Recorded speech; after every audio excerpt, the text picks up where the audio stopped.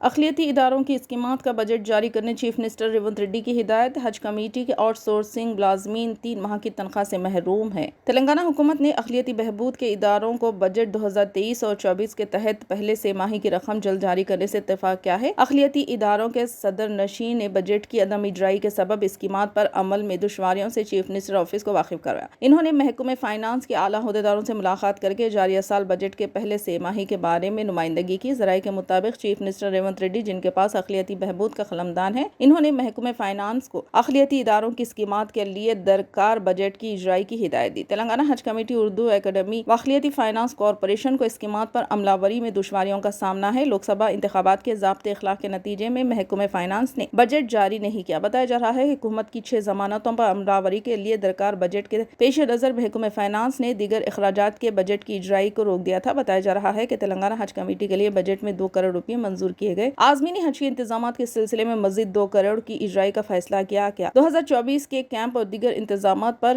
حج committee نے تقریباً 3.5 کروڑ خرچ کیے ہیں۔ سابق میں حج کمیٹی نے اخراجات کی تکمیل کے لیے اردو اکیڈمی سے 1 کروڑ قرض حاصل کیا تھا، جو آج تک ادا نہیں کیا گیا۔